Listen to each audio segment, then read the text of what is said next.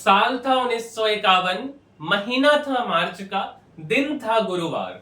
बिहार के बख्तियारपुर, जो कि पटना जिला में है, एक लड़का का जन्म होता है। नाम पड़ता है उस लड़के का नीतीश कुमार।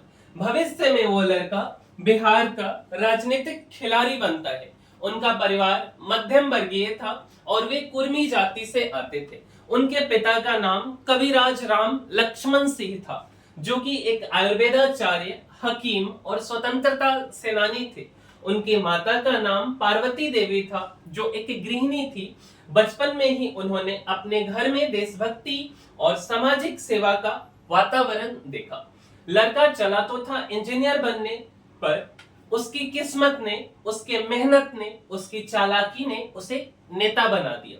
वो युवक जो जेपी आंदोलन की आंधियों में तपकर निकला, आज बिहार की राजनीति के आकाश का सबसे चमकता सितारा कहलाता है। कहा जाता है कि शुरू में नीतीश कुमार ने लालू यादव के साथ कंधे से कंधा मिलाकर राजनीति की बिसात बिछाई। लालू के साथ उनकी दोस्ती इतनी गहरी थी कि कई बार दोनों को जय बीरू भी कहा जाने लगा। नीतीश ने लालू की राजनीति में मशाल जलाई, यानी लालू को मजबूत करने में भी बड़ी भूमिका निभाई। अच्छा, जिसने लालू की सियासत में मशाल जलाई, फिर उसी से विद्रोह कर बिहार की राजनीति को नई राह दी, सुशासन की चाबी अपने हाथों में रखी और आज भी बिहार की सत्ता में सबसे मजबूत ताले की कुंजी वही कहलाते हैं। फिर बीजेपी के साथ मिलकर बिहार को नया चेहरा दिया। बिहार में सड़कें चमकी, बिजली आई, सुशासन बाबू की छवि उसकी बनी। लेकिन उस शख्स की असली ताकत सिर्फ विकास नहीं, उसकी चालाकी भी रही। अपनी पार्टी में जो सबसे करीब रहा, उसे सबसे दूर भगा दिया। राजनीति में कभी कभी इस तरफ एनडीए तो कभी उस तरफ महागठबंधन, ऐसे तमाम यू टर्न लिया। अच्छा, जिसके चलते उसके विरोधियों ने उन्हें पलटू राम कह दिया। हालांकि सियासत की बाजीगरी ऐसी कि बार बार पलटे, लेकिन मुख्यमंत्री वही रहे। और इसलिए शायद उनकी खुद की पार्टी के लोगों ने पोस्टर लगवाकर कहा कि यह सबके हैं। लालू यादव ने कहा कि इनके पेट में दांत है, हमारे मुंह में सीधा 32 दांत हैं, उनके पेट में दांत है जो वहां एनडीए में चले गए। तो चिराग पासवान ने कहा कि इनके दाएं हाथ को नहीं पता कि बाएं हाथ में क्या चल रहा है। यह कहानी नीतीश कुमार की है। नीतीश कुमार की ये कहानी विकास की है, विश्वासघात की है, सपनों की है, साजिशों की है। यह कहानी है चालाकी की, चुप्पी की, पलटाव की और पकड़ की, जिसमें कोई दोस्त हमेशा रहा नहीं और कोई दुश्मन अस्थाई बना नहीं। मगर इन सबसे आगे बढ़कर यह कहानी उस सियासी संतुलन की है जिसने बिहार के गांवों से लेकर दिल्ली के गलियारों तक हर किसी को सोचने पर मजबूर कर दिया कि आखिर नीतीश कुमार किसके साथ हैं, या ये कहिए कि कौन है बिहार में जो बगैर नीतीश के अकेले सत्ता की कुर्सी को पकड़ सकता है। उनके पिता के बारे में अगर हम थोड़ी सी बात करें, पिता का नाम था राम लखन सिंह, जैसा कि हमने पहले भी बताया, जो एक आयुर्वेदिक वैद्य थे, लेकिन दिल में राजनीति का जज्बा था। आजादी की लड़ाई में पिताजी कई बार जेल गए थे, लेकिन आजादी के बाद जब कांग्रेस से टिकट मांगा तो उनकी जगह लाल बहादुर शास्त्री जी की बहन को टिकट दे दिया गया। यहां से नीतीश जी के पिताजी का भरोसा टूट गया और कांग्रेस को छोड़ दिया और डॉक्टर लोहिया के समाजवादी विचारों से जुड़ गए। नीतीश बचपन में ही अपने पिता को राजनीति पर लंबी लंबी बातें करते सुनते थे। खासकर 1962 में जब भारत चीन से हारा तो घर में नेहरू की खूब आलोचना होती थी। यह बातें नीतीश के मन में गहराई तक बैठ गई। बाद में खुद कहा था उन्होंने कि आंखें खोलते ही सदमा मिली थी। पहली खबर जो याद है वो यही कि चीन ने हमें हरा दिया था। तभी से कांग्रेस के लिए नीतीश कुमार के मन में नाराजगी बैठ गई थी। पढ़ाई में नीतीश कुमार तेज थे। एक बार 10वीं की परीक्षा में गणित में पूरे 100 नंबर लाने का सपना देखा। सवालों के सारे जवाब आते थे, लेकिन जैसे ही पेपर खत्म हुआ, कॉपी छीन ली गई। नीतीश कुमार को यह बात चुभ गई। उन्हें लगा कि अगर 5 से 10 मिनट और मिल जाता तो शायद वो 100 में 100 नंबर ले आते। लेकिन बाद में, सालों बाद, जब वो मुख्यमंत्री बने तो ये फैसला किया कि बच्चों को परीक्षा में 15 मिनट ज्यादा दिया जाएगा। बचपन की एक और घटना नीतीश कुमार की जिंदगी में सबक के तौर पर आई। एक बार वो और उनके दोस्त रेलवे स्टेशन को पार कर रहे थे, लेकिन ब्रिज नहीं बना था। दोनों ने मालगाड़ी से नीचे निकलने की सोची, लेकिन जैसे ही झुके और नीचे से आगे बढ़ने लगे, मालगाड़ी चल पड़ी। जैसे तैसे बाल बाल वो और उनके दोस्त बचे। उस दिन मौत सामने खड़ी थी, लेकिन नीतीश बच गए। शायद इसलिए क्योंकि किस्मत को पता था कि इस लड़के को अभी बहुत कुछ करना है। खैर, इसके बाद नीतीश कुमार साल 1966 में 15 साल की उम्र में पटना पहुंच गए। बख्तियारपुर से पटना साइंस कॉलेज पढ़ने आए थे। पढ़ाई में अच्छे थे। एक छोटी सी स्कॉलरशिप भी मिल गई थी। पिताजी भी कुछ पैसे भेजते थे। महीने में करीब 300 मिलता था, जो उस जमाने के हिसाब से कम नहीं था। नीतीश साफ सुथरा स्वभाव के थे, कमरे को चमका कर रखते थे। साइंस कॉलेज के बाद नीतीश कुमार ने बिहार कॉलेज ऑफ इंजीनियरिंग में एडमिशन लिया। पढ़ाई चल ही रही थी, लेकिन मन जो है वो राजनीति की तरफ जा रहा था। बचपन से ही राम मनोहर लोहिया के विचारों से प्रभावित थे। स्कूल में उनके भाषण पढ़ते थे। एक बार तो कार्ल मार्क्स की किताब को उठाया और बाद में खुद हंसते हुए कहे कि पूरी किताब सर के ऊपर से निकल गई। इन्हीं दिनों उनकी मुलाकात किशन पटनायक से, जो लोहिया के शिष्य और सांसद थे, उनसे हो गई। उन्होंने नीतीश को खुलकर कहा कि तुम राजनीति में आ जाओ, तुम्हारे जैसे लड़कों की देश में जरूरत है। और यहीं से नीतीश के मन में राजनीतिक महत्वाकांक्षा शुरू हो गई। वो समाजवादी योजन सभा से जुड़ गए और कॉलेज में छात्र संघ के अध्यक्ष भी बन गए। 1972 में जब फीस बढ़ी और हॉस्टल की हालत खराब हुई तो छात्रों के साथ मिलकर प्रदर्शन किया। आंदोलन इतना उग्र हो गया कि छात्रों ने सरकारी बसों को हाईजैक कर लिया।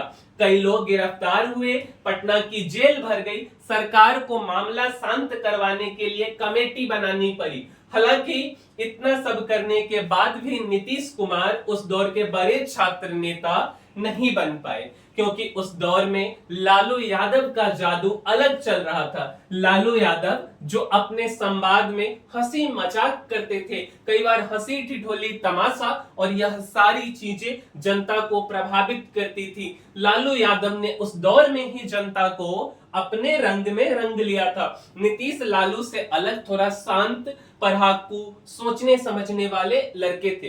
वैसे दोनों में एक कॉमन बात थी। कहा जाता है कि ये दोनों गांव से आते हैं और जो खैनी होता है गांव का लोगों का आदत, वो दोनों खाते थे। दोनों गांव के लड़के थे। फर्क सिर्फ इतना था कि नीतीश बाबू जो हैं वह पढ़े लिखे सलीकेदार घर से आते थे, और लालू जी का जो स्टाइल था वह थोड़ा देहाती वाला स्टाइल था, जो धीरे धीरे उनकी जनता में पकड़ को और मजबूत कर लिया। इसी दौरान नीतीश कुमार की दोस्ती कुछ और चेहरे से भी हुई, जिसमें नाम था सुशील मोदी का, सरयू राय का, शिवानंद तिवारी जी का, रविशंकर प्रसाद जी का। यह तमाम वो लड़के थे जो आगे चलकर देश की सियासत में बड़ी भूमिका निभाने वाले थे। नीतीश बीजेपी की छात्र संघर्ष समिति से जुड़ गए और लोहिया विचार मंच पर भी एक्टिव हो गए। अब धीरे धीरे अपने रंग में आ रहे थे नीतीश कुमार। मंच पर भले कम दिखते, लेकिन पर्दे के पीछे खूब चाल चलते। एक बार छात्र संघर्ष समिति में कम्युनिस्ट की एआईएसएफ भी शामिल थी, लेकिन वो इंदिरा गांधी के समर्थन में थी। अब सवाल ये था कि क्या किया जाए। नीतीश ने इसका हल ढूंढा, बिना टकराव के काम हो जाए, यह उन्होंने सोचा। उन्होंने समिति से एक प्रस्ताव पास करवाया, जिसमें अमेरिका की आलोचना के साथ साथ सोवियत संघ की निंदा कर दी गई। चेकोस्लोवाकिया और हंगरी में दखल को लेकर बस क्या था, एआईएसएफ नाराज होकर खुद बाहर चली गई। नीतीश कुमार की यह चाल कामयाब थी, और यही अंदाज नीतीश कुमार की मौजूदा सियासत में भी दिखता है। जहां वह शांत थे, शांत से जो करना होता है वह सलीके से कर जाते हैं, बिना किसी से टकराव के, बिना किसी से लड़ाई झगड़ा हो हल्ला के। नीतीश कुमार की शादी का भी एक बड़ा दिलचस्प किस्सा है। नीतीश कुमार जब राजनीति में अपने कदम रख रहे थे तो जयप्रकाश नारायण के साथ मंच साझा करने लगे। हालांकि इस दौर में वह पढ़ाकू थोड़ा अलग थे, अलग तरीके से पढ़ने वाले थे। कहा जाता है कि जयप्रकाश नारायण, जिन्हें जेपी के नाम से जानते हैं, नीतीश को पढ़ाकू कहकर ताना मारते थे। लेकिन सियासत में बढ़ते कदम के बीच नीतीश कुमार के पिता, जो कि राम लखन सिंह जी को, उनका राजनीति का यह मोह माया अच्छा नहीं लग रहा था। उनको यह लग रहा था कि लड़का जो है वो भटक रहा है, और किसी भी माता पिता की तरह एक पुराना उपाय उन्होंने आजमाया और ब्याह करवा के शादी करने की बात कर दी। लड़की चुनी गई, नाम था उस लड़की का मंजू। पटना के मगध कॉलेज में पढ़ती थी लड़की। नीतीश कुमार को इतनी जल्दी शादी करने का कोई इरादा नहीं था, लेकिन फिर दोस्तों ने समझाया कि चलो मंजू को एक बार देख आते हैं, तो उन्होंने ज्यादा विरोध भी नहीं किया। नीतीश कुमार को लेकर एक किताब है, उसमें उनके जो दोस्त हैं कौशल एक किस्सा लिखते हैं। वे कहते हैं कि मैंने आकर नीतीश कुमार को बताया कि लड़की अच्छी है, पढ़ी लिखी है। लड़की जब मुस्कुराती है तो मुस्कुराते हुए देखने में भी वो लड़की अच्छी लगती है। फिर यह सुनकर नीतीश कुमार जी भी मुस्कुराने लगते हैं और शादी के लिए हामी भर देते हैं। लेकिन असली मोड़ तब आता है, यह चीज इतना आसान रहता नहीं है। असली मोड़ इसके बाद आता है। नीतीश कुमार को यह पता चला कि उनके जो पिताजी हैं वह लड़की से दहेज में 22,000 रुपया का डिमांड कर दिए। बस फिर क्या था, नीतीश यहीं से जो है थोड़ा सा फट पड़ते हैं, उनको बुरा लग जाता है। फिर शाम को वह, उस जमाने में टायर बैल का जमाना हुआ करता था, नीतीश जी टायर बैल से जो है अपने गांव की तरफ पहुंचते हैं और सीधे घर पहुंच के पिताजी से लड़ाई शुरू कर देते हैं। फिर क्या होता है, वजह क्या थी कि लोहिया से प्रेरित होकर पहले ही नीतीश कुमार कसम खाए रहते हैं कि जीवन में दहेज नहीं लेना है। नीतीश कुमार ने शादी से इनकार कर दिया। बाद में मामला बिगड़ने ही वाला था कि तभी उनके दोस्त बीच में आए और लड़की के घर वालों से साफ साफ कह दिया कि कोई दहेज नहीं लिया जाएगा, कोई तिलक की बात नहीं होगी, शादी अगर होगी तो बस एक साधारण कोर्ट मैरिज से होगी। नीतीश कुमार ने खुद भी संदेश भिजवाया कि मैं लोहिया का शिष्य हूं, मेरी जिंदगी विचारों पर चलती है, आप चाहे तो दोबारा सोच सकते हैं, आपको यह रिश्ता मंजूर है या फिर नहीं। कहने को बात सीधी थी, लेकिन नीतीश कुमार जी का जो तेवर था वह अस्पष्ट था। शादी का नया कार्ड छपा और उस कार्ड पर लिखा गया कि यह शादी तिलक दहेज शोषण युक्त है, कुप्रथाओं से मुक्त है। 1973 में 22 साल की उम्र में नीतीश कुमार की शादी मंजू जी से करा दी गई, बिना शोर शराबे के, सिर्फ विचारों की बुनियाद पर। नीतीश जी की शादी के बाद उनकी पर्सनल लाइफ बढ़िया चल रही थी, लेकिन देश का माहौल 1974 में गर्म हो गया था। इंदिरा गांधी की सरकार पर भ्रष्टाचार के आरोप लग रहे थे। जयप्रकाश नारायण सड़कों पर उतर चुके थे और देश भर के छात्र जेपी के साथ जुड़ने लगे थे। नीतीश, जिन्हें जेपी मजाक में पढ़ाकू कहते थे, वो भी इनके साथ थे। फिर सितंबर 2 1974 में नीतीश कुमार को मीसा के तहत गिरफ्तार कर लिया गया, लेकिन कुछ ही महीनों के बाद दिसंबर में उन्हें रिहा कर दिया गया। फिर आया वो दिन जिसने इतिहास को बदल दिया। 12 जून साल 1975 को इलाहाबाद हाई कोर्ट ने इंदिरा गांधी की संसद का रास्ता रोक देती है। बौखलाई सरकार ने 25 जून की रात देश में इमरजेंसी लगा देती है। जेपी समेत तमाम विपक्षी नेताओं को जेल में ठूंस दिया गया। उस रात नीतीश कुमार पटना के इंजीनियरिंग कॉलेज के हॉस्टल में थे।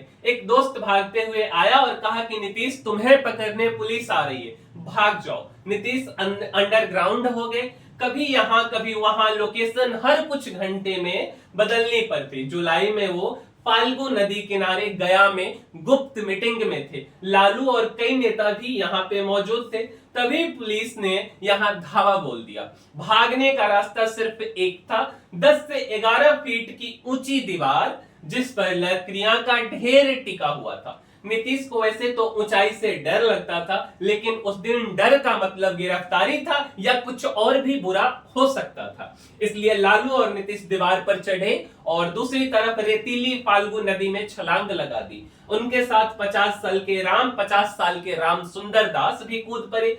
लालू थककर जमीन पर गिर पड़े। नीतीश की सोने की अंगूठी भी वहीं खो गई, लेकिन जान तो बच गई। करीब 10 से 11 महीने नीतीश कुमार अंडरग्राउंड रहे।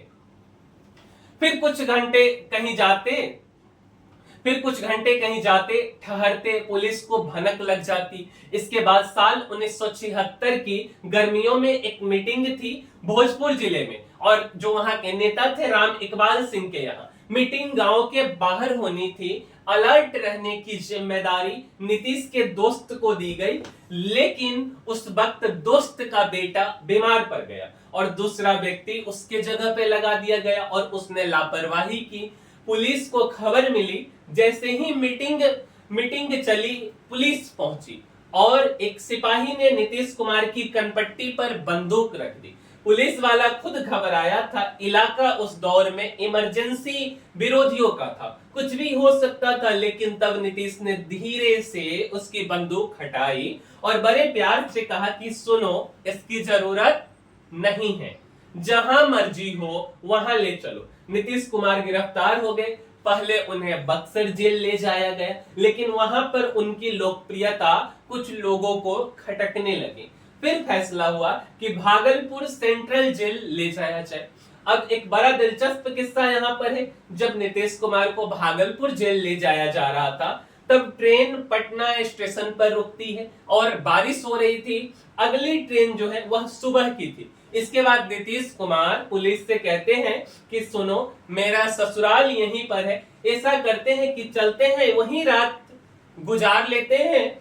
पुलिस वाला भी सोचा कि भला आदमी है, जो खुद गिरफ्तार हुआ है, वह भाग करके कहां जाएगा, भागेगा तो नहीं। इसके साथ चल लेते हैं। पुलिस वाला और नीतीश कुमार रिक्शे में बैठे। पानी में घुटनों तक डूबते हुए नीतीश को लेकर पुलिस ससुराल पहुंची। ससुराल जब वो पहुंचे तो उनके देखकर घर वाले खुश भी थे, दुखी भी, क्योंकि पत्नी मंजू वहीं थी। उनकी आंखों में खुशी के भी आंसू थे और दुख के भी आंसू थे। अच्छा, खुशी इस बात की कि पति दिखाई पड़ रहा है, दुख इस बात का कि पुलिस वाला लेकर आया है और सवेरे जेल चले जाएंगे। खैर, खाने पीने की व्यवस्था हुई एक रात घर में और फिर अगली सुबह जेल की ओर रवानगी हो गई। लेकिन नीतीश कुमार टूटे नहीं। इमरजेंसी में 9 महीने जेल काटने के बाद जब देश में लोकतंत्र लौटा तो नीतीश भी वापस मैदान में कूद पड़े। 1977 नालंदा के हरनौत विधानसभा सीट से जनता पार्टी के टिकट पर नीतीश कुमार जी चुनाव लड़ते हैं। सामने थे पुराने समाजवादी नेता भोला प्रसाद सिंह जी। नीतीश कुमार ने चुनाव दमखम से लड़ा, लेकिन 5895 वोटों से हार गए। इसके बाद साल 1980 में भी कोशिश की, पार्टी बदलनी थी। इस बार वो चरण सिंह की पार्टी जनता दल सेलुलर के उम्मीदवार थे, लेकिन किस्मत ने फिर धोखा दिया। एक बार फिर निर्दलीय उम्मीदवार अरुण कुमार सिंह ने 560 वोटों से हरा दिया नीतीश कुमार जी को। 2 बार लगातार हार ने नीतीश कुमार को तोड़ दिया था। पत्रकार संतोष सिंह की किताब रूल्ड और मिसरूल्ड लिखा गया है। उसमें लिखा है कि नीतीश तब अपने दोस्त, नीतीश जी के दोस्त मुन्ना सरकार रहते हैं, उनसे वो कहते हैं कि भाई ऐसे कैसे चलेगा, अब तो कोई बिजनेस ही करना पड़ेगा। अच्छा, इस बीच उन पर 2 व्यक्तिगत चोट भी आई। एक चोट थी जयप्रकाश नारायण की मौत और इसके 1 महीने के बाद उनके पिताजी जो कि राम लखन सिंह जी का निधन हो जाता है। नीतीश कुमार अब पूरी तरह से भीतर से टूट चुके होते हैं। इस दौर में वह ठेकेदारी करने का मन बना चुके होते हैं। सरकारी कॉन्ट्रैक्टर बनने का फॉर्म भी भर दिया जाता है, लेकिन उनके दोस्त विजय कृष्ण ने वह आवेदन पार कर फेंक दिया और यह कहा कि तू राजनीति छोड़ने के लिए नहीं बना है, तू राजनीति करने के लिए बना है। और फिर तीसरी बार किस्मत आजमाने का मौका आया। नीतीश अपनी पत्नी मंजू जी के पास पहुंच जाते हैं और कहते हैं कि बस एक आखिरी कोशिश करनी है। मंजू जी जो है उस समय सरकारी स्कूल की टीचर होती हैं। 20,000 रुपए जैसे तैसे जोड़कर वो अपने पति नीतीश कुमार जी को देती। दोस्त भी साथ देते हैं नीतीश कुमार का, चंदा मिलता है, नीतीश के पास बहुत कुछ नहीं रहता है, लेकिन इस बार इरादा पक्का रहता है नीतीश कुमार का। 1984 के लोकसभा के चुनाव आता है, लेकिन उस दौर में नीतीश कुमार ने समझदारी दिखाई।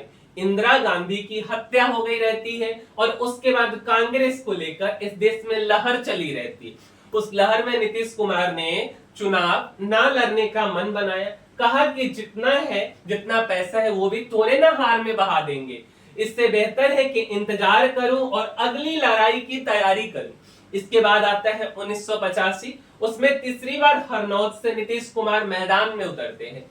पार्टी थी लोकदल और इस बार मुकाबला था कांग्रेस के ब्रिज नंदन प्रसाद सिंह से। इस बार नीतीश कुमार की मेहनत रंग लाई और 21,000 से ज्यादा वोटों से उन्होंने जीत दर्ज की। मींस की पहली बार नीतीश कुमार कब जीतते हैं तो 1985 में। बिहार की 21,000 से जीत दर्ज की। बिहार की राजनीति ने देखा कि एक हारता हुआ चेहरा अब कैसे मुस्कुराने लगा था। 1987 तक नीतीश बिहार युवा लोक दल के अध्यक्ष बन चुके थे। फिर साल आया 1989 और एक बड़ा मौका मिला।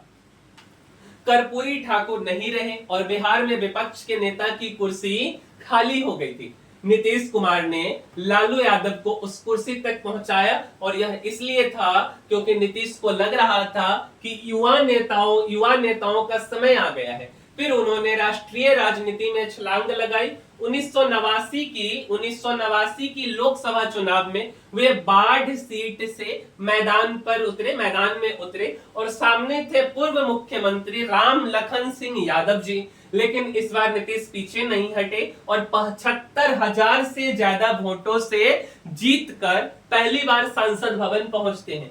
नई सरकार बनती है, बीपी सिंह प्रधानमंत्री बनते हैं और नीतीश कुमार को मिलता है कृषि राज्य मंत्री का पद। इसके बाद आता है साल 1990। बिहार में विधानसभा चुनाव होते हैं।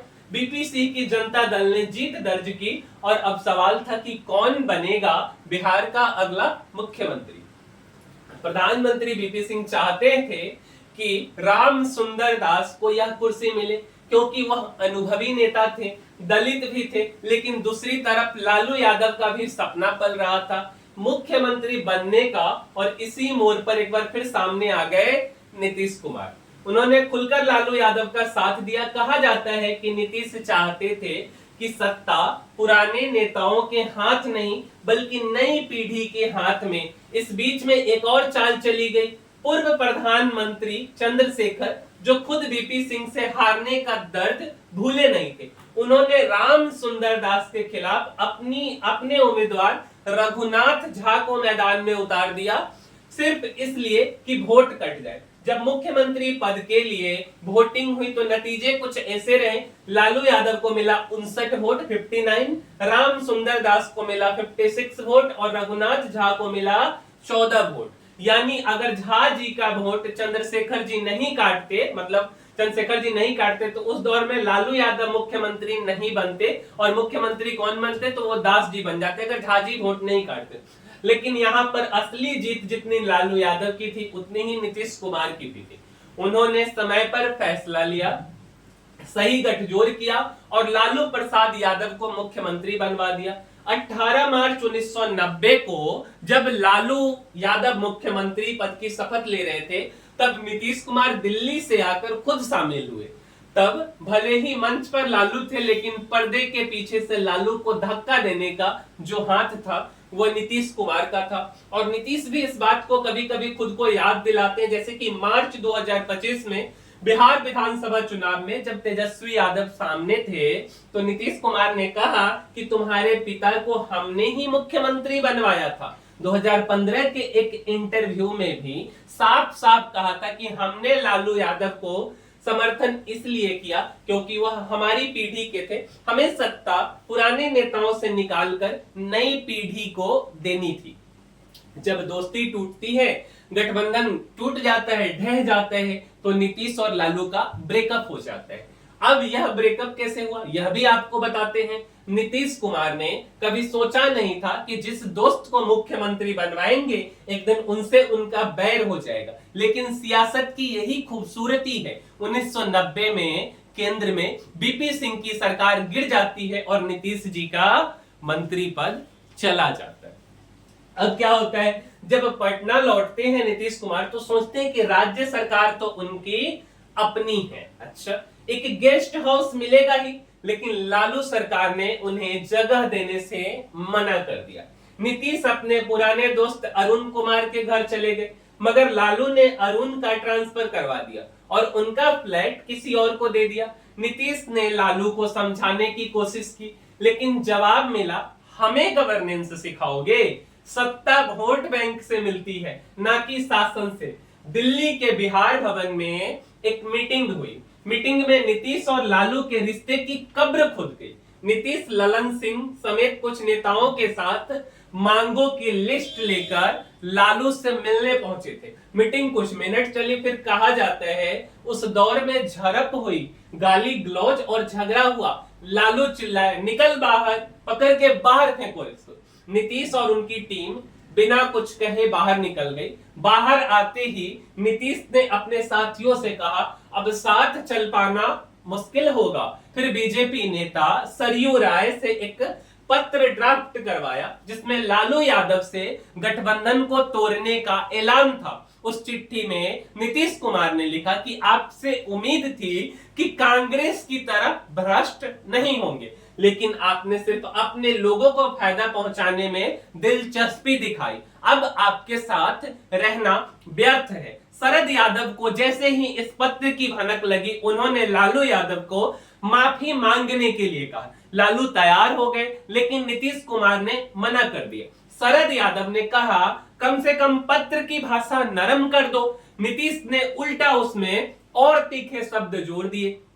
यह चिट्ठी फिर गायब हो जाती है। सालों के बाद जो है एक पत्रकार होते हैं जिनका नाम होता है श्रीकांत, इसको एक प्रति उसकी एक कॉपी मिलती है चिट्ठी की, लेकिन उसका आखिरी पन्ना नहीं होता है। बाद में शिवानंद तिवारी और सरयू राय बताते हैं कि उस गायब पन्ने में क्या लिखा था। लिखा था कि इस हालात में आपसे अलग होकर राजनीति करना उचित समझता हूं। 1992 तक नीतीश और लालू के बीच में समझौता पूरी तरह से, बातचीत पूरी तरह से बंद हो गई थी। लालू सत्ता के शिखर पर थे और नीतीश राजनीति के अंधेरे में। लालू ने कैबिनेट में नीतीश की भूमिका को मजाक बनाकर भी कहा यह तो क्लर्क है, फाइल पढ़ना, साइन करना, बाबूगिरी वाला काम करना हमसे भी वही करवाना चाहता है। नीतीश इस दौर में टूटा हुआ महसूस कर रहे थे। वे ना तो साथ रह पा रहे थे और ना ही खुलकर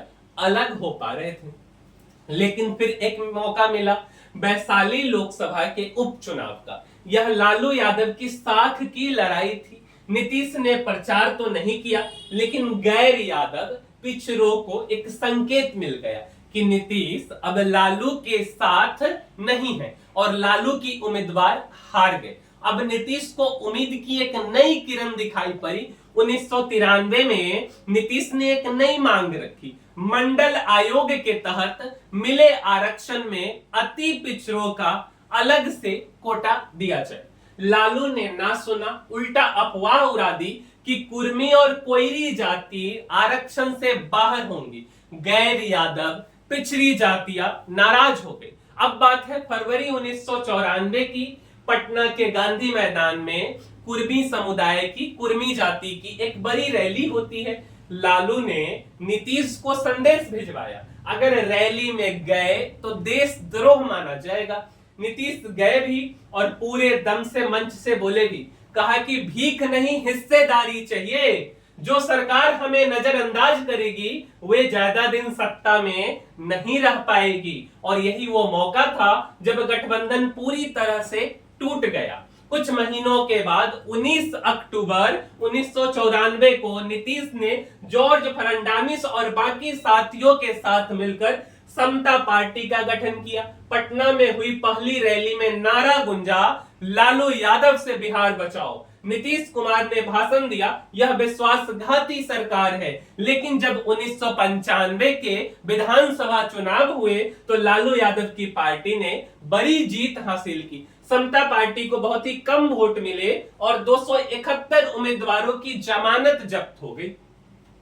नीतीश एक बार फिर से दोराहे पर खड़े थे, जहां पर ना आगे दिख रहा था ना पीछे कोई सहारा था। वह दिल्ली लौट गए, लेकिन संसद भी नहीं गए। लालू यादव से सीधी टक्कर लेने वाले नीतीश कुमार को जल्द ही समझ में आ गया था कि बिहार की सत्ता तक पहुंचने का रास्ता अकेले नहीं कटेगा। उन्हें कोई ऐसा साथी चाहिए था जो ताकतवर भी हो और जिसके पास वोट बैंक भी हो, जो उनके पास में नहीं था। और यही सोचकर उन्होंने भाजपा की तरफ देखा, जिनके पास सवर्ण जातियों का मजबूत समर्थन था। नीतीश की समता पार्टी के पास में कुर्मी, कोयरी और दूसरे पिछड़ी जातियों का आधार था। दोनों का मेल रणनीतिक था। आदर्शों से ज्यादा जरूरतों को समझा और लाल कृष्ण आडवाणी जैसे बड़े नेताओं की से बात की और नया गठबंधन बना दिया। 1996 के लोकसभा चुनाव में नीतीश की यह रणनीति रंग लाई। भाजपा को 18, समता पार्टी को 3 सीटें मिली, जबकि लालू की जनता दल की 33 सीटें गिरकर 22 पर आ गई थी। उधर लालू यादव चारा घोटाला में बुरी तरह घिर चुके थे। हजारों करोड़ों के इस घोटाले में फर्जी बिलों के जरिए सुअर, चारा और दवाएं कागजों में घुमाई गई, लेकिन जमीनी हकीकत में कुछ नहीं नजर आया। सीबीआई ने जब लालू को गिरफ्त में लिया तो उन्हें मुख्यमंत्री की कुर्सी भी छोड़नी पड़ी, लेकिन लालू हार मानने वाले में से नहीं थे। जेल जाने से पहले एक मास्टर स्ट्रोक खेला और अपनी पत्नी राबड़ी देवी को बिहार का मुख्यमंत्री बना दिया और खुद जेल से सरकार चलाने लगे। हालांकि नीतीश कुमार, जो लालू के विरोधी थे, इसे कैसे बर्दाश्त करते। उन्होंने इस पारिवारिक सरकार को पेटी कोट सरकार कहकर पूरे बिहार में लालू हटाओ रैलियां शुरू कर दी। जनता पर असर पड़ा। साल 1998 के चुनाव में गठबंधन ने 54 में से 29 सीटें जीत ली, लेकिन इस बढ़त के साथ जोश में नीतीश एक बड़ी चूक कर बैठे। उन्होंने केंद्र से राबड़ी को बर्खास्त करने की मांग कर दी। कांग्रेस ने संसद में इस प्रस्ताव को नाकाम कर दिया और राबड़ी दोबारा मुख्यमंत्री बन गई। एक बार फिर लालू ने जेल में रहते हुए नीतीश को राजनीति की चौसर पर मात दे दी। फिर साल 1999 में वाजपेयी की सरकार गिरी और चुनाव दोबारा हुआ। इस बार नीतीश और भाजपा का गठबंधन और मजबूत हो चुका था। 54 में से 42 सीटें जीत ली गई। अब नीतीश को पूरा भरोसा हो चला था कि 2000 के विधानसभा चुनाव में उनकी सरकार बननी तय है, लेकिन लालू यादव ने फिर सबको चौंकाते हुए 124 सीट हासिल की, जबकि एनडीए सिर्फ 122 सीटों पे अटक गई।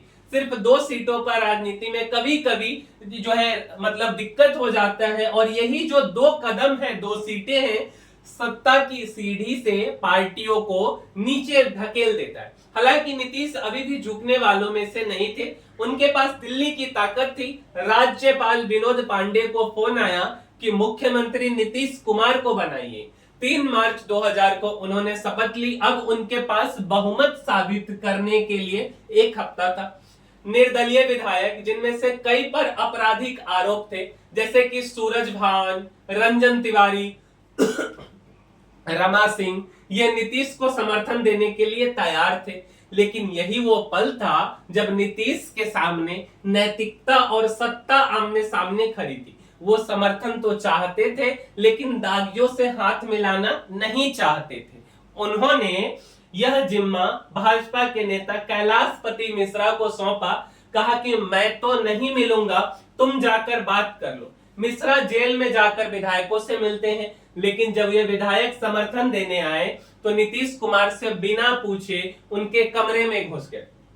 नीतीश कुमार जिंदाबाद के नारे लगने लगे, कैमरा चमके, तस्वीर खींच गई और अगले दिन देश के तमाम अखबारों में यह तस्वीर थी। नीतीश उन्हीं चेहरों के साथ थे जिनसे वह दूरियां बनाना चाहते थे। हालांकि इन सब के बावजूद भी नीतीश कुमार बहुमत नहीं जुटा पाते हैं और नीतीश सरकार फ्लोर टेस्ट से पहले इस्तीफा दे दिया। लालू यादव की चाल एक बार फिर से चल पड़ी। एक तरफ उनके करीबी कांग्रेस के 8 विधायकों को होटल में बंदूक की नोक पर रखे थे, तो वहीं दूसरी तरफ सोनिया गांधी से मिलकर सांप्रदायिक ताकतों को रोकने की अपील कर रहे थे। नतीजा फिर से वही हुआ, राबड़ी देवी मुख्यमंत्री बन गई और नीतीश कुमार को एक बार फिर दिल्ली लौटना पड़ा। इस बार वाजपेयी कैबिनेट में नीतीश कुमार जी रेलवे मंत्री बनकर लौटे, लेकिन यही नीतीश कुमार के भाग्य का दरवाजा भी खोलने वाला था।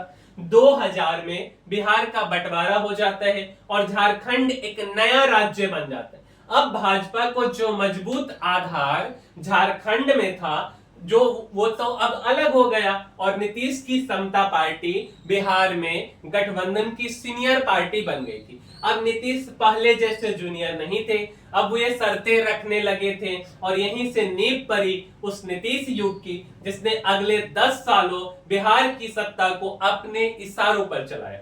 एक तरफ बिहार में नीतीश कुमार का उदय हुआ था, दूसरी तरफ गुजरात में नरेंद्र मोदी का, और यहीं से नरेंद्र मोदी और नीतीश की दोस्ती, दुश्मनी, दूरी, करीबी सबकी शुरुआत हो गई। साल 2002 में दरअसल भारतीय राजनीति के लिए एक जख्म की तरह था, लेकिन नीतीश कुमार के लिए भी इम्तिहान की तरह था। गुजरात में नरेंद्र मोदी के मुख्यमंत्री रहते हुए भयंकर दंगे हुए, हजारों लोग इसमें मारे गए, पूरे देश में गुस्सा उफान पे था। नीतीश उस वक्त एनडीए सरकार में मंत्री थे और एक साफ सुथरी सेकुलर छवि के नेता माने जाते थे। ऐसे में उन पर जबरदस्ती दबाव पड़ा कि भाजपा से रिश्ता तोड़ दे, लेकिन उन्होंने नहीं तोड़ा। जनता दल यूनाइटेड के लोग कहते थे कि नीतीश ने भाजपा नेताओं से साफ कहा था कि मोदी ने दंगों को रोकने में देरी की, मगर जॉर्ज फर्नांडिस जो उस समय रक्षा मंत्री थे, उन्होंने समझाया कि लालू को हटाने की लड़ाई अधूरी है और भाजपा के बिना यह मुमकिन नहीं है। आलोचक ये कहते हैं कि नीतीश ने सिद्धांत नहीं राजनीति चुनी और शायद वो इसमें गलत भी नहीं थे। एक साल बाद खुद नीतीश अपने बयानों से दुनिया को चौंकाते हैं।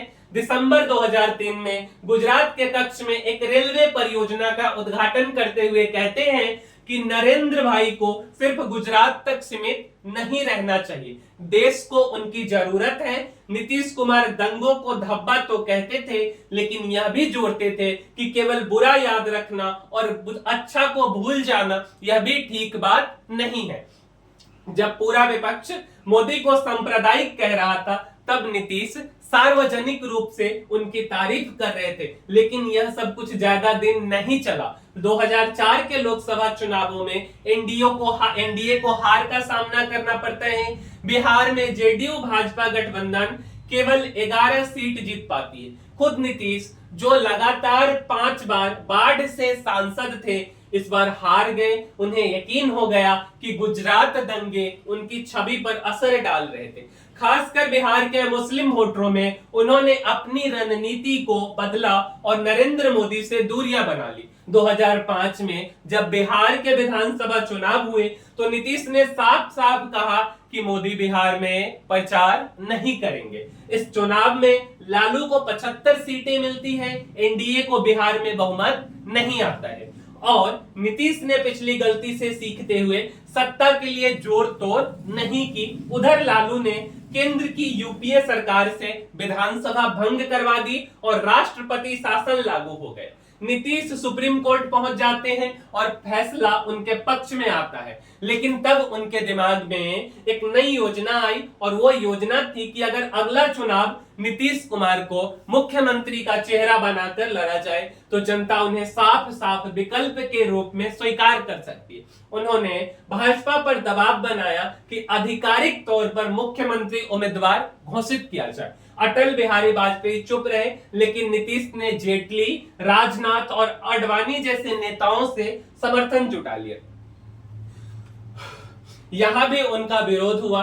उनकी अपनी पार्टी के संस्थापक जॉर्ज फर्नांडिस ने कहा कि यह भाजपा का फैसला है कि जेडीयू का नहीं, लेकिन तब जब अरुण जेटली ने समझाया कि नाम वापस लेने से नुकसान होगा तो जॉर्ज फर्नांडिस भी मान गए। अब नीतीश आधिकारिक तौर पर मुख्यमंत्री पद के चेहरे थे और जैसा उन्होंने सोचा था वैसा ही हुआ। नवंबर 2005 के चुनाव में एनडीए को स्पष्ट बहुमत मिली 143 सीटें, इसमें 88 सीटें जेडीयू की और 55 भाजपा को मिली। 25 नवंबर 2005 को नीतीश कुमार ने मुख्यमंत्री पद की शपथ ली और यहीं से सुशासन बाबू के युग की शुरुआत हो गई। इस जीत ने उन्हें दो बातें सिखाई। एक, अगर जनता को भरोसे का चेहरा मिले तो गठबंधन जीत दिला सकता है, और दूसरा, उन्हें यह लगा कि नरेंद्र मोदी को बिहार की राजनीति से दूर रखना उनके लिए सही रणनीति है। यह फॉर्मूला उन्होंने अगले कई चुनावों में अपनाया। 2005 में जब नीतीश कुमार ने मुख्यमंत्री पद की शपथ ली तो बिहार की किस्मत को मानो एक नई स्याही मिल गई। दशकों से जो राज्य जंगल राज के नाम से बदनाम था, वहां पहली बार किसी ने मंच से कहा कि अब अपराध नहीं विकास की बात होगी। उन्होंने जमीन पर उतरकर वही किया जो नेता अक्सर अपने भाषणों में करते हैं। अपराध के खिलाफ नीतीश कुमार ने जीरो टॉलरेंस की नीति लाई, फास्ट ट्रैक कोर्ट बनवाए और बाहुबली नेताओं तक को जेल भिजवा दिया। नतीजा चौंकाने वाला था। 5 सालों में बिहार का क्राइम रेट 68% तक गिर गया। पहली बार जनता ने महसूस किया कि राज डर से नहीं न्याय से भी चल सकता है। पर नीतीश ने सिर्फ अपराध पर नकेल नहीं कसी, बिहार की नस भी पकड़ ली, शिक्षा और सम्मान की नस। स्कूल जाने वाली लड़कियों को साइकिल दी गई, जो जल्द ही मुख्यमंत्री साइकिल योजना के नाम से घर घर में चर्चा का विषय बन गई। लड़कियों की स्कूल में उपस्थिति एक झटके में बढ़ गई। शिक्षकों में भारी कमी थी। इसे दूर करने के लिए 2,70,000 शिक्षकों की भर्ती की गई। सरकारी स्कूलों को बदलने की भी कोशिश तेज हो गई। इसी बीच नीतीश ने सामाजिक न्याय को भी नई परिभाषा दी। दलितों में सबसे वंचित वर्ग को महादलित घोषित किया गया और अलग अलग योजना का लाभ मिला। अति पिछड़ों को आरक्षण दिया और महिलाओं को पंचायतों में 50% सीटें देकर जमीनी सत्ता में भागीदारी दी गई। महादलितों और महिलाओं और अति पिछड़ों में नीतीश के लिए एक अस्थाई भरोसा पैदा हुआ, जिसने राजनीति के हर उतार चढ़ाव में नीतीश कुमार का साथ दिया। इन सबके बीच देश में नरेंद्र मोदी के गुजरात मॉडल की चर्चा भी तेज हो रही थी, लेकिन नीतीश और मोदी के रास्ते साफ तौर पर अलग थे। 2009 के लोकसभा चुनाव में नीतीश ने दो टुक कह दिया कि नरेंद्र मोदी बिहार में प्रचार नहीं करेंगे। उन्हें डर था कि मोदी की मौजूदगी से उनका सेकुलर चेहरा धुंधला पड़ जाएगा। लेकिन राजनीति में जो सबसे अप्रत्याशित होता है वह मंच पर सबसे तेज चमकता है। पंजाब के लुधियाना में एक रैली के दौरान मोदी ने अचानक नीतीश कुमार को गले लगा लिया, हाथ पकड़कर उठा दिया। इन सबके बीच नीतीश के लिए दृश्य उतना ही असहज था जितना किसी विरोधी के साथ मंच पर बैठना। राहत बस इतनी थी कि बिहार में वोटिंग खत्म हो चुकी थी, लेकिन इस तस्वीर ने नीतीश कुमार का पीछा नहीं छोड़ा। जून 2010 में जब नीतीश कुमार भाजपा के बड़े नेताओं जिसमें आडवाणी, जेटली और सुषमा स्वराज को पटना में डिनर पर बुलाते हैं, तो एक दिन पहले ही बिहार की अखबारों में बड़ा विज्ञापन छप जाता है और इसमें लिखा होता है कि गुजरात सरकार ने बिहार को बाढ़ राहत में 5 करोड़ रुपए दिए, और साथ ही छपी थी वो लुधियाना वाली हाथों में हाथ वाली तस्वीर। नीतीश कुमार फट पड़े, ना सिर्फ डिनर को रद्द किया बल्कि गुजरात सरकार का पैसा भी लौटा दिया। यह उनके राजनीतिक जीवन का सबसे साफ संदेश था। सत्ता भले साझा हो लेकिन नरेंद्र मोदी से साझेदारी नहीं होगी। और फिर आया अक्टूबर-नवंबर 2010 का चुनाव। नीतीश अपने सबसे मजबूत मोर्चे पर लड़ रहे थे, विकास, कानून व्यवस्था और सुशासन। भाजपा जेडीयू का गठबंधन एनडीए इस चुनाव में ऐतिहासिक जीत दर्ज करता है। 243 में से 206 सीटें आती हैं। जेडीयू अकेले 115 सीटें जीतती हैं और नीतीश कुमार एक बार फिर से मुख्यमंत्री बन जाते। यह सिर्फ एक चुनावी जीत नहीं थी, यह उस नेता की स्वीकार्यता थी जिसने नारे नहीं नतीजे दिए थे और यह साफ हो गया था कि बिहार में एक नया चेहरा बना है जिसे जनता मुख्यमंत्री नहीं बल्कि सुशासन बाबू कहकर पुकारती है। 2010 में भारी जीत के बाद जब नीतीश कुमार दोबारा मुख्यमंत्री बने तो ऐसा लगा कि बिहार एक स्थिर और स्पष्ट नेतृत्व के हाथों में है। लेकिन यहीं से असल खेल पर्दे के पीछे शुरू हो गया। एक ऐसी लड़ाई शुरू हुई जो उस वक्त जोर से नहीं बोली जा रही थी लेकिन हर फैसले में सुनाई पड़ रही थी। और यह लड़ाई थी दो मुख्यमंत्रियों के बीच की, नीतीश कुमार और नरेंद्र मोदी की। इस टकराव की बुनियाद भी दो थी। पहला, वोट बैंक। नीतीश कुमार ये अच्छे से जानते थे कि उनके पास शासन का बड़ा अधिकार मुस्लिम और सेकुलर वोटर है और अगर नरेंद्र मोदी उनके साथ मंच साझा करेंगे तो फिर गुजरात दंगों के आधार पर मुसलमान छिटक सकते हैं। नीतीश अपनी सेकुलर छवि पर कोई दाग नहीं चाहते थे लेकिन दूसरी बचती महत्वाकांक्षा 2010 के बाद देश की राजनीति करवट ले रही थी। यूपीए सरकार घोटाला में घिरी थी। 2G से लेकर कॉमनवेल्थ स्कैम ने जनता का भरोसा हिला रखा था। ऐसे में विपक्ष एक नए चेहरे की तलाश में था और तभी दो चेहरा सामने आते हैं। एक चेहरा होता है नरेंद्र मोदी का, जिनका गुजरात मॉडल का चेहरा जो दिल्ली की तरफ लगातार बढ़ रहा था, और दूसरा नीतीश कुमार का जिसने बिहार जैसे पिछड़े राज्यों में भी परिवर्तन लाकर दिखाया था। अंतरराष्ट्रीय मंचों पर जिसे पुरस्कार मिल रहे थे, देश के न्यूज रूम में बिहार मॉडल और गुजरात मॉडल की बहस तेज थी। नीतीश कुमार के लिए अब यह सिर्फ दोस्ती और फासले का मामला नहीं था, यह सत्ता की सबसे ऊंचे सिंहासन की तरफ बढ़ने की एक लंबी दौड़ थी जहां पर नरेंद्र मोदी या फिर नीतीश कुमार में एक ही इंसान हो सकता था जो फिनिश लाइन को पार कर सकता था। नीतीश ने यहीं से अपनी चालें बिछा दी, मोदी से दूरी बनाए रखी, भाजपा से रिश्ते निभाए लेकिन अपने मंच को साफ रखा। हर विकास की उपलब्धि को सिर्फ गठबंधन की नहीं बल्कि अपनी कहानी की तरह पेश किया। और जब मंच पर मोदी का नाम उभरने लगा तब नीतीश ने तय कर लिया कि अब रास्ता अलग होगा क्योंकि दोनों के लक्ष्य, दोनों के मंजिल सिर्फ एक थे।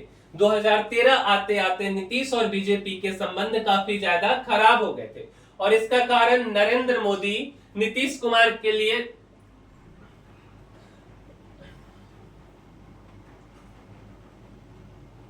खराब हो गए थे और इसका कारण नरेंद्र मोदी थे। 9 जून 2013 को बीजेपी ने मोदी को लोकसभा चुनाव की अपनी प्रचार समिति का चेयरमैन बना दिया। नीतीश को यह साफ हो गया कि जल्द ही मोदी को प्रधानमंत्री पद का उम्मीदवार भी बनाएगी और यह उन्हें मंजूर नहीं था। नरेंद्र मोदी को इसके बाद कम्युनल बताते हुए नीतीश ने बीजेपी से 17 साल पुराना गठबंधन तोड़ दिया। 16 जून को बिहार सरकार में शामिल बीजेपी के सभी 11 मंत्रियों को बर्खास्त कर दिया गया। नीतीश लेफ्ट पार्टीज और निर्दलीय के समर्थन से अल्पमत सरकार चलाने लगे। इधर सितंबर 2013 में बीजेपी ने मोदी को प्रधानमंत्री पद का उम्मीदवार घोषित कर दिया। पहले जिन मोदी को नीतीश बिहार में घुसने नहीं दे रहे थे, अब गठबंधन टूटने के बाद मोदी ऐसा करने के लिए स्वतंत्र थे। उन्होंने 2014 लोकसभा चुनाव में पूरे बिहार में रैलियां करते हुए कम से कम 32 जगहों पर नीतीश कुमार को घमंडी बताया। उन्होंने आरोप लगाया कि नीतीश कुमार हिपोक्रेट है, निजी तौर पर उनसे अच्छे संबंध रखते हैं लेकिन सबके सामने उनकी आलोचना करते हैं। वहीं नीतीश ने मोदी को कम्युनल बताते हुए 121 रैलियों में बार बार 2002 गुजरात दंगों का जिक्र किया। उन्होंने मोदी के गुजरात मॉडल को चुनौती देते हुए कहा, बिहार ने गुजरात से अच्छी तरक्की की है। मोदी और नीतीश के बीच आमने सामने की इस पहली लड़ाई में बाजी मोदी के हाथ लगी। उनकी लोकप्रियता के दम पर बीजेपी बिहार की 40 में से 22 सीटें जीतने में कामयाब रही। उसके गठबंधन एनडीए ने 31 सीटें जीती। नीतीश की जेडीयू के हाथ केवल 2 सीटें आती हैं। नीतीश कुमार ने इसके बाद इस हार की नैतिक जिम्मेदारी लेते हुए मुख्यमंत्री के पद से इस्तीफा दे दिया। अपने सबसे भरोसेमंद जितन राम मांझी को बिहार का मुख्यमंत्री बना दिया। मांझी एक महादलित थे। लोकसभा चुनाव में पिछड़ों ने मोदी का साथ दिया। मोदी के इसी पिछड़ा कार्ड को न्यूट्रलाइज करने के लिए नीतीश ने मांझी को मुख्यमंत्री बनाया था। इसी बीच दिसंबर 2014 में नीतीश चुनावी रणनीतिकार प्रशांत किशोर से मिलते हैं, जिन्होंने उनके साथ काम करने की इच्छा जताई। प्रशांत किशोर ने 2014 लोकसभा चुनाव में नरेंद्र मोदी का चुनाव प्रचार संभाला था। उन्होंने नीतीश के साथ काम करने से पहले मांझी को मुख्यमंत्री पद से हटाने की मांग की, लेकिन मांझी कुर्सी छोड़ने से इनकार कर देते हैं। कहा गया कि वे बीजेपी के हाथों में खेल रहे हैं। जेडीयू ने पार्टी से निकाल दिया, फिर भी मांझी ने मुख्यमंत्री का पद नहीं छोड़ा। बीजेपी उन्हें समर्थन दे चुकी थी, लेकिन इसके बावजूद मांझी के पास पूर्ण बहुमत नहीं था। आखिरकार मजबूर होकर फरवरी 2015 में मुख्यमंत्री के पद से इस्तीफा दिया और नीतीश कुमार एक बार फिर से मुख्यमंत्री बन गए। 2014 की लोकसभा हार नीतीश कुमार के लिए सिर्फ एक चुनावी पराजय नहीं थी, यह उनके आत्मविश्वास और बिहार में उनकी पकड़ की कड़ी परीक्षा थी। उन्होंने मुख्यमंत्री कुर्सी छोड़ी, मांझी को दी, फिर वापस ली। लेकिन उन्हें पता था कि अगर 2015 के विधानसभा चुनाव नहीं जीते तो राजनीतिक पुनर्जन्म की उम्मीद भी खत्म हो जाएगी या जाती रहेगी। लेकिन सामने अकेले बीजेपी नहीं थी, बल्कि नरेंद्र मोदी थे, देश के सबसे लोकप्रिय नेता, नीतीश के सबसे बड़े राजनीतिक प्रतिद्वंदी। अकेले लड़ा तो पराजय तय थी, इसलिए नीतीश ने वो किया जिसमें वो माहिर है, राजनीतिक रेखाएं मिटाकर नए गठबंधन बनाना। उन्होंने हाथ मिलाया उसी लालू यादव से जिसके खिलाफ कभी जंगल राज का नारा देकर वह सत्ता में आए थे। कांग्रेस को भी साथ लिया और बना दिया महागठबंधन। जेडीयू, आरजेडी और कांग्रेस की तगड़ी मिल गई। अब नीतीश कुमार इस बात को जानते थे कि सिर्फ सीटों की नहीं बल्कि संविधान, सम्मान और सोच का चुनाव होगा। चुनाव प्रचार का जिम्मा नीतीश ने एक नए खिलाड़ी प्रशांत किशोर को सौंपा, जो 2014 में मोदी के लिए काम कर चुके थे। शुरू में प्रशांत महागठबंधन के पक्ष में नहीं थे, लेकिन धीरे धीरे वो लालू नीतीश के बीच कड़ी दूत और डील मेकर बन गए। उन्होंने सीटों का बंटवारा तय करवाया और लालू से गारंटी ली कि मुख्यमंत्री नीतीश कुमार बनेंगे। चुनाव से पहले ही लालू ने मंच से ऐलान कर दिया कि मुख्यमंत्री नीतीश कुमार ही बनेंगे।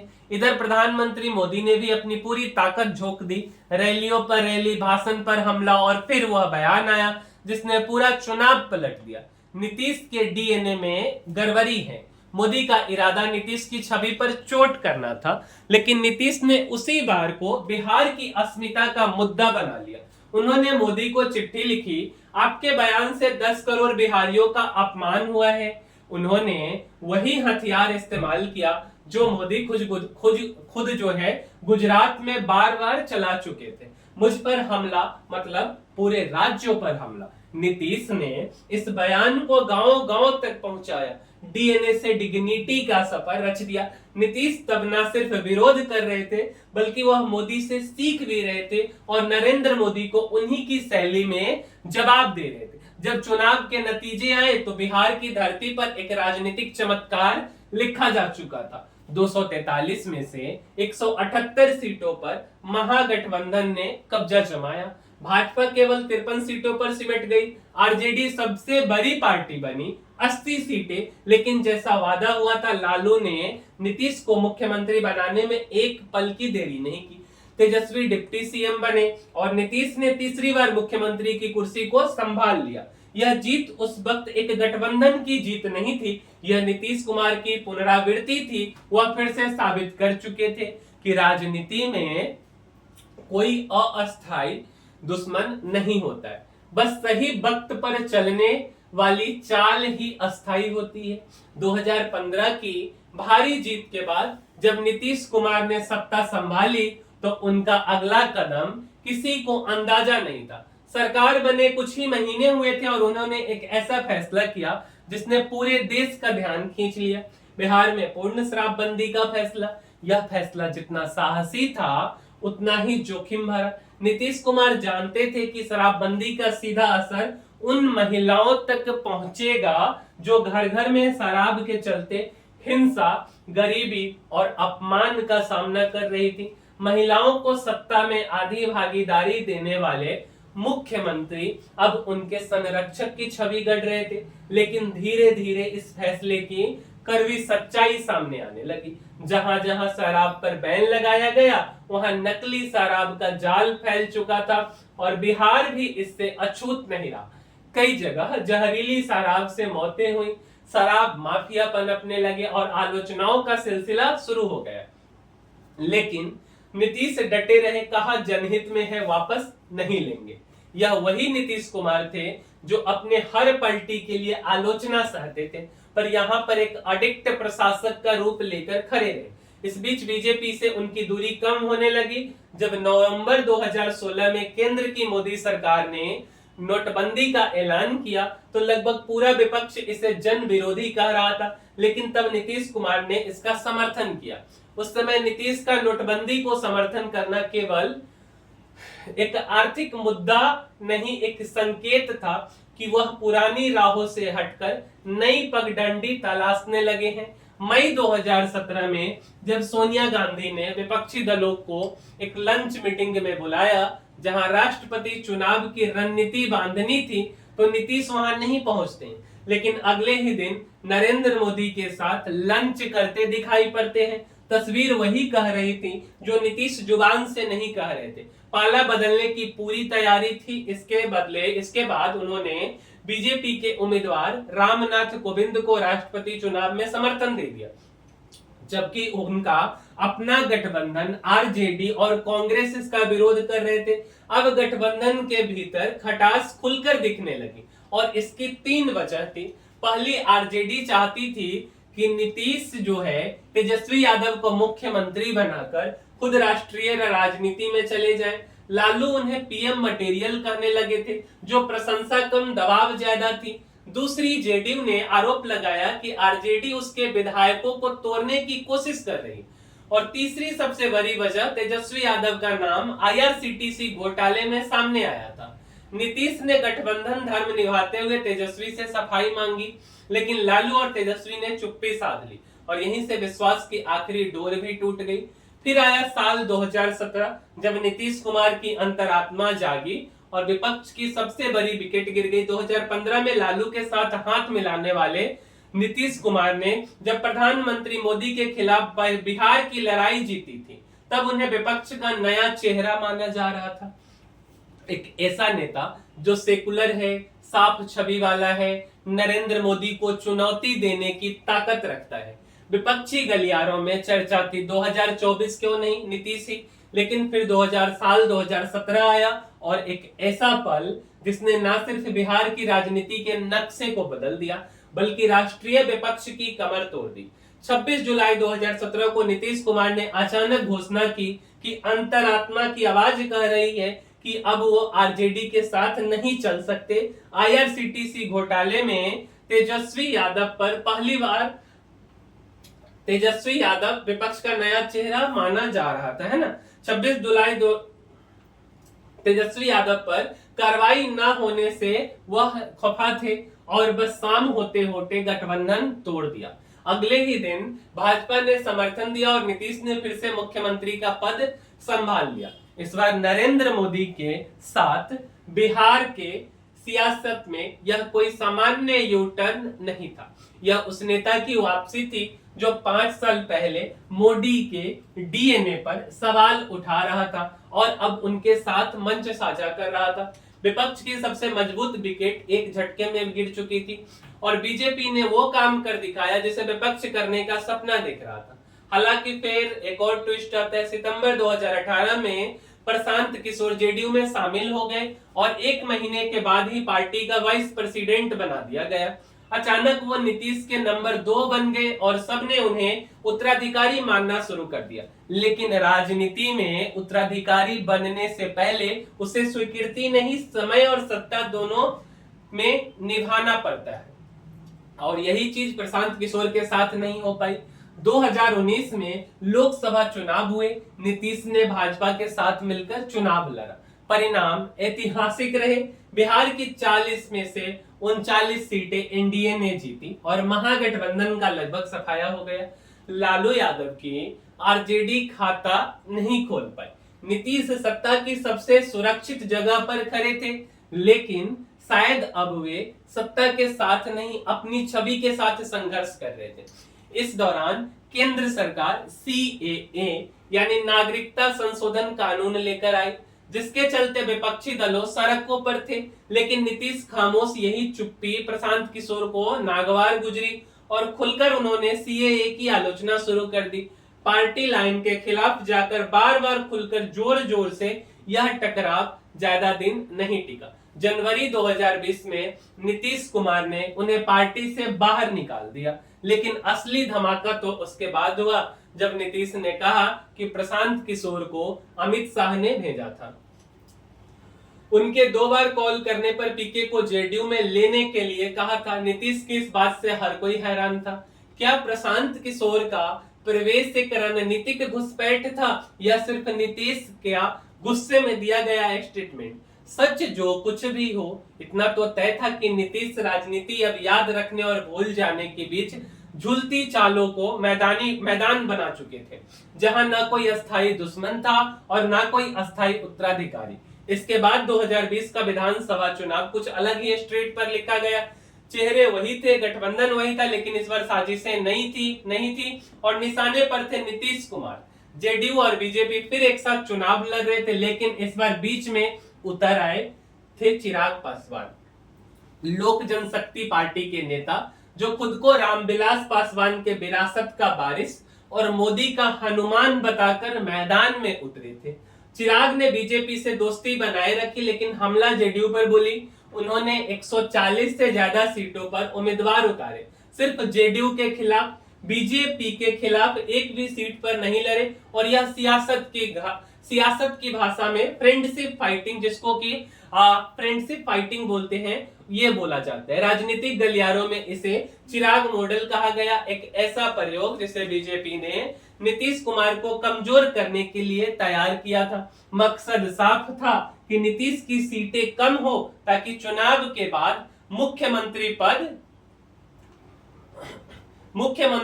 पद पर बीजेपी दावा ठोक सके, और यह दावा कामयाब भी रहा। जेडीयू की सीटें 43 तक सिमट गई, जबकि बीजेपी ने 74 सीटें जीतकर गठबंधन में बढ़त बना ली।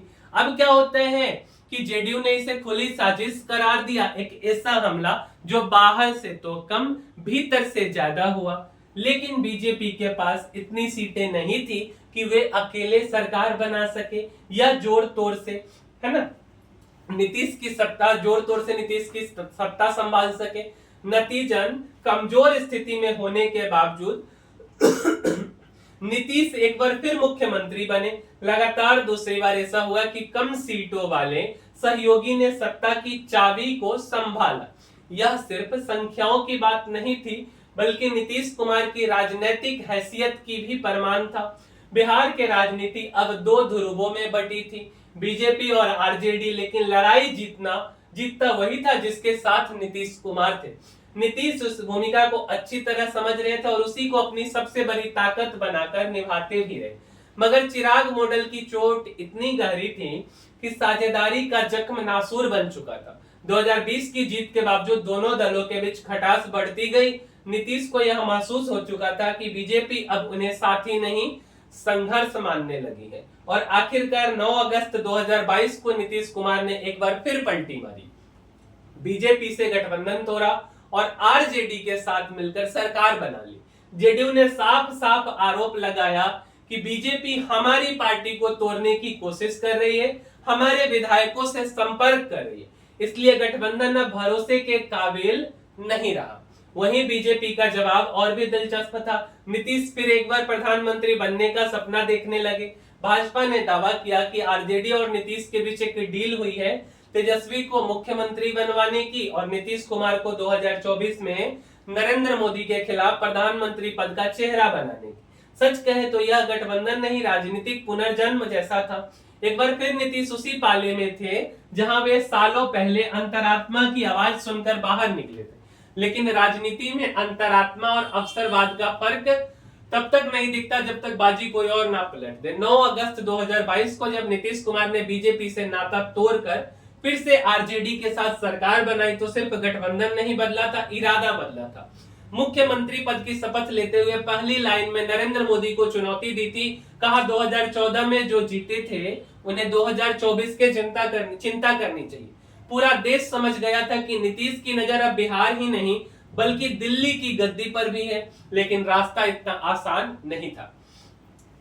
विपक्ष बिखरा हुआ था, कांग्रेस अकेले चल रही थी। दूसरी तरफ ममता बनर्जी, अरविंद केजरीवाल, अखिलेश यादव जैसे क्षेत्रीय और जो है अक्ष तक थर्ड फ्रंट का सपना बुन रहे थे जिसमें कांग्रेस की कोई जगह ना हो। नीतीश इस जटिल गणित को सुलझाने मैदान में उतरे। उन्हें समझाना था कि ममता और केजरीवाल जैसे नेताओं को कि बिना कांग्रेस के मोदी को हराना नामुमकिन है, और दूसरी तरफ उन्हें कांग्रेस को यकीन दिलाना था कि बाकी दल कोई खतरा नहीं बल्कि जरूरत है।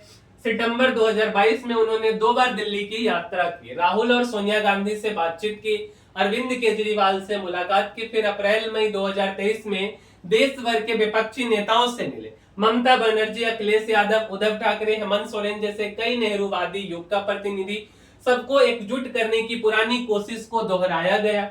फिर आया 23 जून 2023 का दिन जब पटना में विपक्ष की पहली ऐतिहासिक बैठक हुई। 17 दल एक साथ सामने आए, एक मंच पर बैठे और गठबंधन को नया नाम दिया इंडिया। 3 महीने में 3 बैठकों के बाद यह संख्या 28 पार्टियों तक पहुंच गई और एक वक्त ऐसा लगने लगा कि नीतीश कुमार विपक्ष के सर्वमान्य नेता बन चुके हैं। मीडिया विश्लेषक यहां तक के कहते हैं कि विरोधी भी मानने लगे कि 2024 में नरेंद्र मोदी को चुनौती देने के लिए नीतीश सबसे मौजूदा मजबूत विकल्प है। लेकिन यहीं से चीजें बिगड़ने लगी। सीटें बंटवारा पर बात नहीं बन रही थी। कुछ दल ज्यादा चाहते थे, कुछ कांग्रेस को कम देना चाह रहे थे। नीतीश फिर नाराज होने लगे और फिर 19 दिसंबर 2023 को दिल्ली की बैठक में एक अप्रत्याशित घटना होती है। ममता बनर्जी ने मल्लिकार्जुन खड़गे का नाम प्रधानमंत्री पद के उम्मीदवार के तौर पर प्रस्तावित कर दिया। अरविंद केजरीवाल ने समर्थन दिया, खड़गे ने विनम्रता से मना कर दिया। कहा पहले चुनाव जीतते हैं फिर नाम तय करेंगे। लेकिन नीतीश कुमार के लिए व्यक्तिगत और राजनीतिक चोट थी। गठबंधन जिसकी नींव उन्होंने रखी थी उसमें कोई चेहरा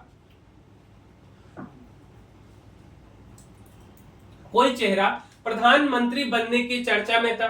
जेडीयू ने इसे कांग्रेस की सोची समझी चाल बताया। नीतीश ने कहा मैं किसी पद की रेस में नहीं हूं, लेकिन सभी जानते थे कि नीतीश का राजनीतिक महत्वाकांक्षा से यही गठबंधन बना था। फिर 1 महीना बीता, 13 जनवरी 2024 अगली बैठक। इस बार प्रस्ताव आया कि नीतीश कुमार को इंडिया गठबंधन का कन्वीनर बनाया जाए। लेकिन बैठक में राहुल गांधी ने इस प्रस्ताव को वीटो कर दिया। उन्होंने कहा कि ममता बनर्जी को इस पर आपत्ति है और वह बैठक में मौजूद नहीं है, तो फैसला टालना होगा। नीतीश कुमार इस अपमान से तिलमिला गए, बैठक को अधूरी छोड़ दी और 10 मिनट पहले निकल गए। राहुल के करीबियों का यह कहना था कि उनके पास पक्की जानकारी थी कि नीतीश बीजेपी के साथ सीट बंटवारे की बातचीत कर रहे हैं और इसलिए राहुल गांधी को भी लगा कि कभी भी वह इंडिया गठबंधन को छोड़ सकते हैं।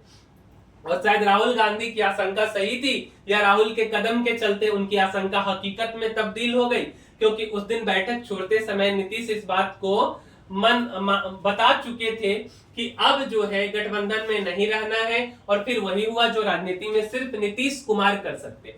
28 जनवरी को मुख्यमंत्री के पद से इस्तीफा दिया, गठबंधन को तोड़ा और बीजेपी के साथ मिलकर दोबारा से सरकार बना दी। यह कोई आम यू टर्न नहीं था, यह वैसा ही था जैसा सेनापति युद्ध में दुश्मन की तरफ से तलवार चलाए और शाम होते होते दुश्मन की सेना में सेनापति बन जाए। इंडिया गठबंधन जिसे नीतीश ने जोड़ा, जिसकी हर पहली बैठक उन्होंने होस्ट की, जिसमें उन्होंने विपक्ष को एक बैनर के नीचे लाने के लिए दिन रात एक कर दिया। अब नीतीश उसी इंडिया गठबंधन के खिलाफ थे। सवाल था क्यों? क्योंकि नीतीश को लगने लगा था कि उन्हें गठबंधन में वह सम्मान, वह दर्जा नहीं मिल रहा जिसके वह हकदार थे।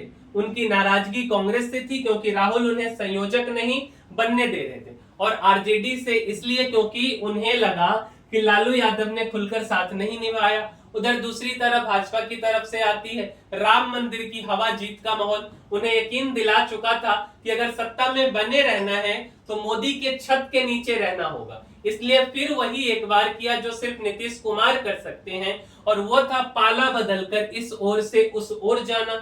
2013 के बाद से यह चौथी बार था जब नीतीश पाला बदले थे, और पिछले 3 बार उन्होंने यह सिर्फ 6 सालों में किया था।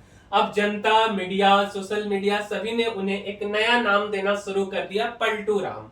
कहा गया अब नीतीश की कोई विचारधारा नहीं, अब सिर्फ कुर्सी है जो उनके इर्द गिर्द घूमती चलती है, और साथ ही यह भविष्यवाणी हुई कि जेडीयू अब साफ हो जाएगी, लोकसभा चुनावों में जनता जवाब देगी। लेकिन नीतीश कुमार की कहानी कभी कभी भविष्यवाणियों पर नहीं चली, वह हर बार राजनीति में अंत की पंक्ति में खड़े होकर अगला अध्याय लिख देते हैं, और इस बार भी उन्होंने यही किया। जनवरी 2024 में जब नीतीश कुमार ने इंडिया गठबंधन तोड़कर एक बार फिर बीजेपी का हाथ थामा, तो अधिकतर लोगों का मानना था कि नीतीश खत्म हो गए। सोशल मीडिया पर मीम बन रहे थे, राजनीतिक विश्लेषक विरोधी तंज कस रहे थे।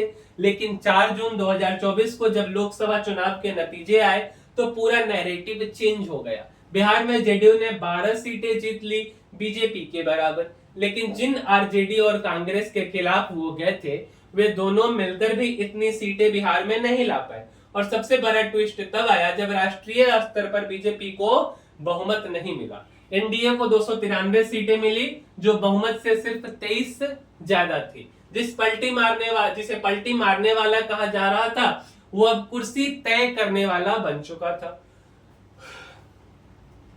जिसकी राजनीति को अंतहीन पलटियों की थकान मान लिया गया था, वो फिर से सत्ता की धुरी बन गया था। यह दावा हुआ कि इंडिया गठबंधन की ओर से भी उन्हें प्रधानमंत्री बनने का ऑफर दिया गया, लेकिन नीतीश ने इसे इनकार कर दिया। क्यों? क्योंकि शायद उन्हें पता था कि कभी कभी प्रधानमंत्री बनने से ज्यादा ताकतवर होता है प्रधानमंत्री बनाने वाला। आज नरेंद्र मोदी के पास 272 का जो जादुई आंकड़ा नहीं है, लेकिन नीतीश कुमार के पास सिर्फ 12 का असली जादू है। वह 12 जो सिर्फ आंकड़ों नहीं, राजनीतिक निर्णायकता की कीमत बन चुका है। और इस तरह जब नीतीश के राजनीतिक करियर की लोग श्रद्धांजलि की तैयारी कर रहे थे, तो वह अपने करियर के सबसे ऊंचे मुकाम पर पहुंच गए। आज सत्ता की चाबी नीतीश कुमार के पास भी है, जिसे नरेंद्र मोदी ने उनके डीएनए में गड़बड़ी वाली बात कही थी। वह नीतीश कुमार की स्वीकृति से तीसरी बार प्रधानमंत्री बने। नीतीश कुमार कोई विचारधारा नहीं, कोई गठबंधन नहीं, बल्कि राजनीति के सबसे सटीक टाइमिंग का नाम है। और शायद यही कारण है कि बिहार ही नहीं बल्कि देश की सत्ता की भी असली सेंटर वही है। चुप, शांत लेकिन निर्णायक, सियासत के सबसे बुजुर्ग और सबसे चालाक खिलाड़ी के इर्द गिर्द एक बार फिर वही सवाल मंडरा रहा है कि अब नीतीश कुमार का आगे क्या। बिहार के आने वाले विधानसभा चुनाव की आहट के साथ नीतीश कुमार और उनकी पार्टी जेडीयू की भविष्य को लेकर चर्चाएं तेज हो गई हैं। वजह वही पुराने 2 सवाल, सेहत और उत्तराधिकारी। कहा जा रहा है कि नीतीश कुमार अब पहले से ज्यादा बीमार रहने लगे हैं, वह थके हुए रहते हैं, वह अक्सर चीजों को भूल जाते हैं। और दूसरी सबसे बड़ी बात यह है कि उन्होंने अपनी पार्टी में कभी किसी को बराबर खड़े नहीं होने दिया।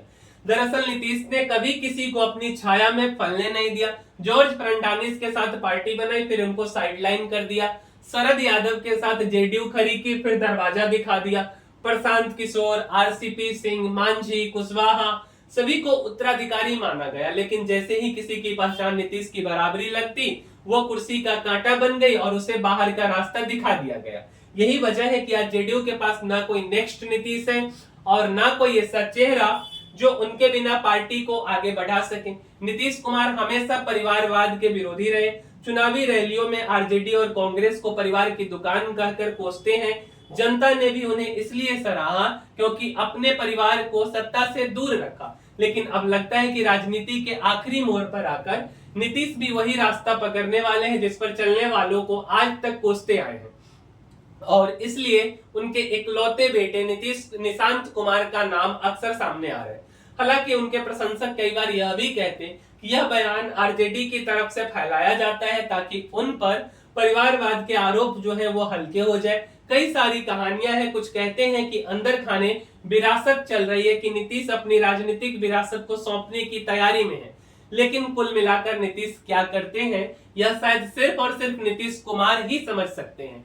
और जैसा एक दौर में कहा गया था कि नीतीश के बाएं हाथ में क्या है वो दाएं को नहीं पता चलता, ऐसे ही नीतीश का उत्तराधिकारी को लेकर अगला कदम क्या होगा ये किसी और को नहीं पता चल सकता। लेकिन कुल मिलाकर यह बदलाव सिर्फ सत्ता की कमजोरी नहीं, एक अनकहे डर की गवाही भी है। सत्ता चली गई तो कौन याद रखेगा, क्या कोई और सुशासन बाबू बनेगा।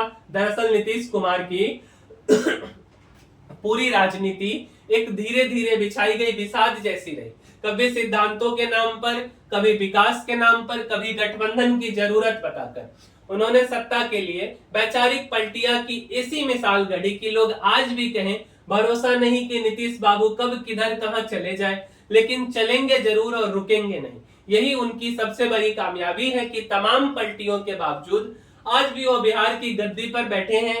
नीतीश कुमार सबके हैं लेकिन कुर्सी पर भी नीतीश कुमार हैं, और इसलिए नीतीश कुमार को खारिज करना आसान नहीं। नीतीश ने बिहार को सर के बिजली स्कूलों और कानूनों और सामाजिक न्याय की नई परिभाषा दी, लड़कियों को स्कूल तक लाने के लिए साइकिल बांटी, पंचायत में महिलाओं को आरक्षण दिया, महादलितों अति पिछड़ों को सत्ता में हिस्सेदारी दी। यही वजह है कि हर पलटी के बावजूद भी एक कोर वोट बैंक हमेशा उनके साथ खड़ा रहा। हालांकि इन सबसे तर उनका एक दूसरा चेहरा भी है जो बार बार गठबंधन पलटने, वैचारिक उलटफेर और सत्ता से चिपके रहने की भूख है, और जिसके चलते उनकी क्रेडिबिलिटी कमजोर हो जाती है। वे नेता जो नरेंद्र मोदी का विरोध करते हुए इंडिया गठबंधन का चेहरा बने, अब उसी मोदी सरकार में खासम खास रहे। तो यह सवाल उठता है कि क्या नीतीश की कोई विचारधारा है या कुर्सी से जुड़े रहना ही उनकी नजर में असली सियासत का नजरिया है। खैर, इतिहास उन्हें किस रूप में याद रखेगा यह देखने वाली बात है। क्या नीतीश कुमार एक ऐसे नेता के तौर पर जाने जाएंगे जिसने बिहार को बदलने की हिम्मत दिखाई, या फिर वो चतुर सियासतदान जिसने कुर्सी बचाने के लिए सिद्धांतों से भी समझौता कर दिया। शायद जवाब अभी नहीं आया है, क्योंकि नीतीश का आखिरी अध्याय अभी आना बाकी है। और ऐसा भी हो सकता है कि नीतीश कुमार की सबसे बड़ी राजनीतिक चाल अभी तक खेली ही ना गई हो, यह नीतीश कुमार को नीतीश कुमार बनाती है, और यही देश के सभी नेताओं से उन्हें अलग कर जाती है। नीतीश कुमार की यह कहानी आपको कैसी लगी हमें जरूर बताइएगा। और इसी के साथ मेरे भाई हम इस वीडियो को समाप्त करते एक छोटे से फोटो के साथ, कि नीतीश कुमार का कहना था कि आंखें खोलते ही सदमा मिला था, पहली खबर जो याद है वो यही कि चीन ने हमें हरा दिया। बच्चों की परीक्षा में 15 मिनट एक्स्ट्रा मिलेंगे वाला डिसीजन इन्होंने लिया। तो यही सब कुछ कहानी है नीतीश कुमार की। उम्मीद करते हैं कि आपको यह वीडियो अच्छा लगा होगा। मिलते हैं अगले वीडियो में, और अगर आपको वीडियो पसंद आया है तो चैनल को लाइक, शेयर और सब्सक्राइब करना मत भूलिए। मिलते हैं अगले वीडियो में, तब तक के लिए धन्यवाद।